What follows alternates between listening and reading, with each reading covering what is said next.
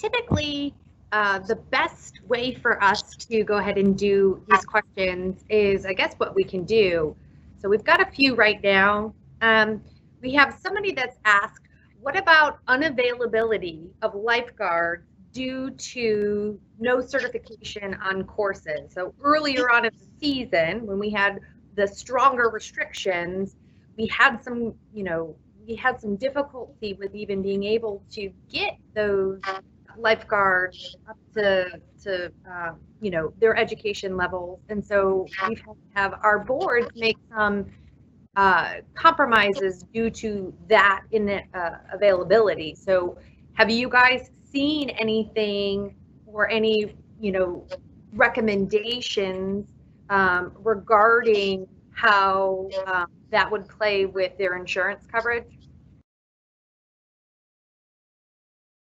I'll be glad to take that. And Bill, if you have any commentary and want to jump in, Bill, by any means, just feel free. But I'd say it's more of a discussion point. It would be one where you want to ask your broker to say, hey, can we have that conversation with the insurance carrier, this current one?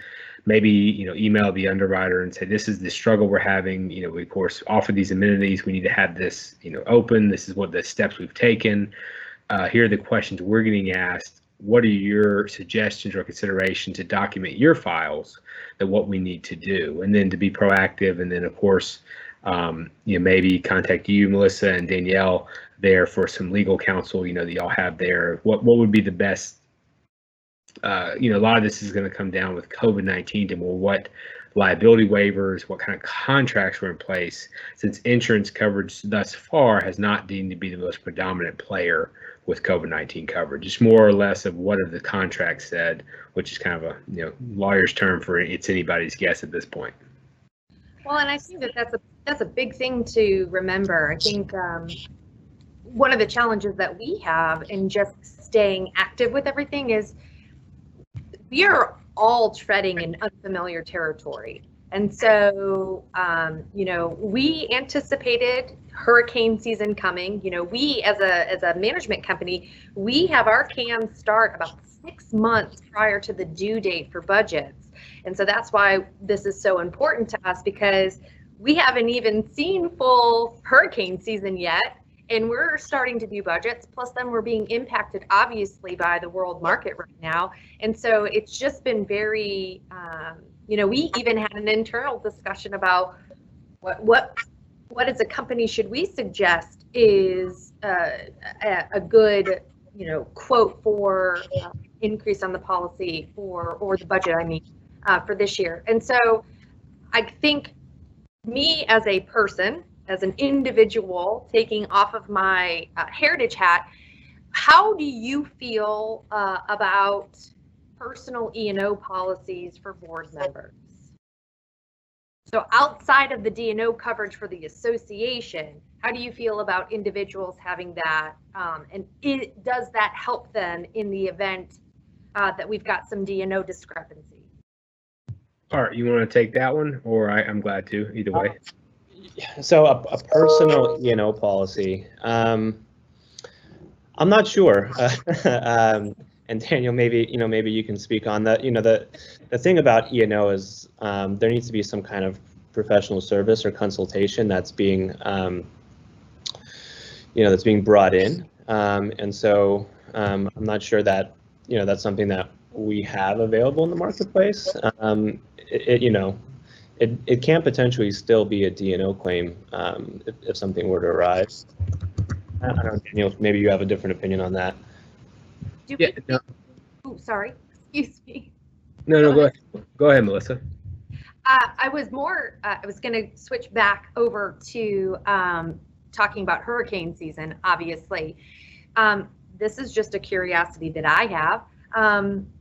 Because we had a national state of emergency for however many weeks.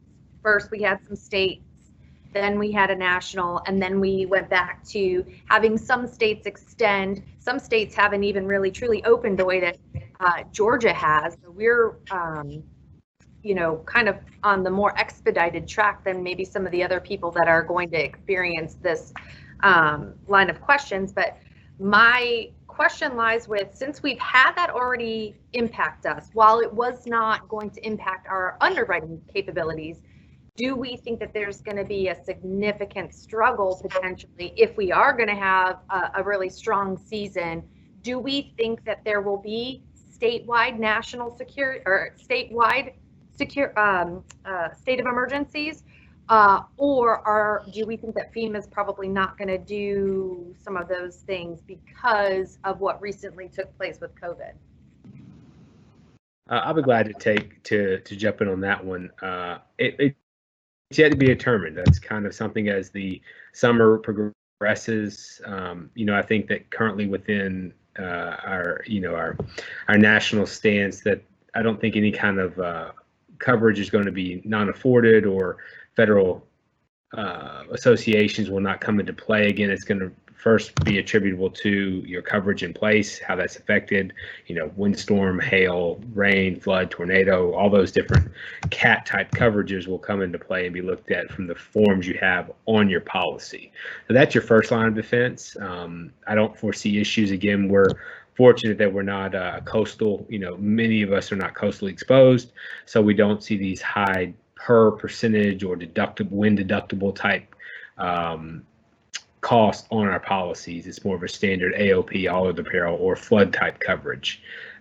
We haven't heard any moratoriums. We haven't heard of any underwriters scaling back capacity due to the forecasted around hurricanes season. We just know they've kind of forecasted it could potentially be a difficult season, but we've had a lot of scares in the past couple of years that fortunately did not turn into anything, didn't really materialize into heavy damages, which was fortunate. So that's kind of a way of saying I'm not quite sure, but it's always coverage will be afforded through your policy if in fact you don't have those excluded. So. No, and that's super helpful, and I appreciate that. Gentlemen, I sincerely appreciate all of your time today and speaking with us and answering some of these questions. That appears to be all of the questions that we have for today, and we are right on time.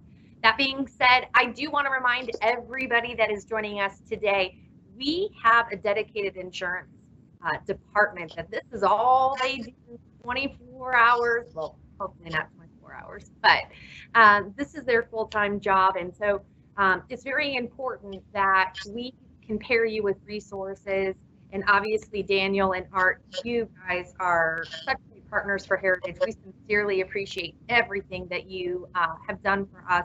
And we look forward to continuing our partnership with you. So for everybody joining us, thank you. We hope that you've enjoyed our time today, and we'll see you next time.